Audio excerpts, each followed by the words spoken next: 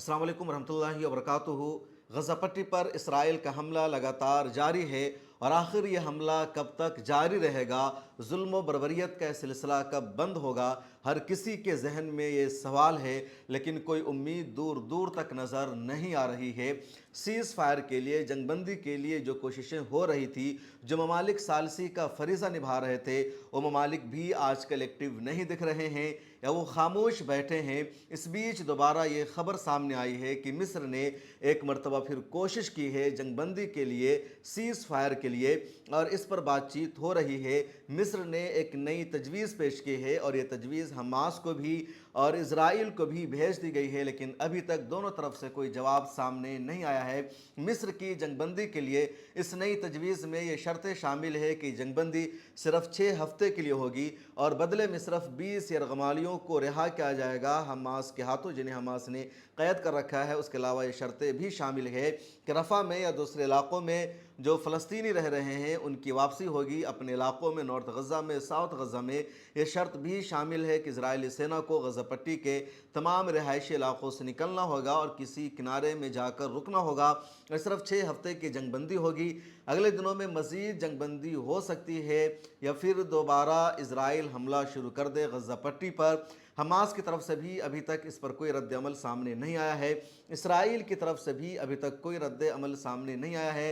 इस बीच इसराइल के जो कुछ शिद्दत पसंद और कट्टर लीडर हैं, उनका मानना है कि गज़ा पट्टी में इजरायली सेना को भी रहना चाहिए, नहीं निकलना चाहिए जब तक रफ़ा को तबाह व बर्बाद नहीं कर दिया जाता। तमाम टनल में घुसकर इजरायली सेना उसको निस्तनाबूद नहीं कर देती, तहस नहस नहीं कर देती, उस वक्त तक इजराइल में अमन व सलामती मुमकिन नहीं है। इसलिए ऐसा नहीं होना चाहिए। दूसरी तरफ जो अपोजिशन लीडर हैं इजराइल में, वो लगातार बिन्यामिन नेतन्याहू के खिलाफ एहतजाज कर रहे हैं, प्रोटेस्ट कर रहे हैं, टाइम से पहले चुनाव कराने की मांग कर रहे हैं। वो अपनी ही सरकार पर अपनी सेना को कत्ल करने का, तबाह बर्बाद करने का इल्ज़ाम लगा रहे हैं। ख़ुद इजराइल की जो अवाम है वो सड़कों पर उतर कर एहतजाज कर रही है और महीनों से इजराइल में एहतजाज हो रहा है। एहतजाज रुकने का नाम नहीं ले रहा है। लेकिन इंटरनेशनल मीडिया ने या इंडियन मीडिया ने कह लीजिए, इजरायली अवाम के एहतजाज को दिखाना बंद कर रखा है। उनकी तस्वीरों को नहीं दिखाया जा रहा है कि किस तरह इजरायली अवाम एहतजाज कर रही है। वो अपनी ही सरकार पर, अपने प्राइम मिनिस्टर नेतन्याहू पर दबाव बना रही है कि वो हमास के साथ समझौता करे, जंगबंदी के माहिदा पर अमल करें और तमाम इजरायली यरगमालियों को वहाँ से बाहर निकालें। लेकिन इजराइल की जो सरकार है या जो प्राइम मिनिस्टर है वो सुनने को तैयार नहीं, क्योंकि उसने 200 से ज़्यादा दिनों तक जंग लड़ी है, हमला जारी रखा है, लेकिन अभी तक उसको अपने एक भी हदफ में कामयाबी नहीं मिल सकी है। उसको अच्छी तरह मालूम है कि इजरायली सेना के निकलने का मतलब है दुनिया भर में हमारी ज़िल्लत होगी, रुसवाई होगी। इस बीच ये खबर भी सामने आ रही है कि इंटरनेशनल कोर्ट ऑफ जस्टिस ने इजराइल के ख़िलाफ़ फ़ैसला सुनाने का ऐलान कर दिया है, लेकिन फ़ैसला क्या होगा, किस तरह की पाबंदियाँ लगाई जाएगी, अभी तक उस हवाले से कुछ भी डिटेल सामने नहीं आई है। इसके अलावा यह खबर भी सामने आ रही है कि इसराइल और हमास दोनों के सीनियर रहनुमाओं को गिरफ्तार करने का फ़ैसला भी इंटरनेशनल कोर्ट ऑफ जस्टिस की तरफ से जारी किया जा सकता है।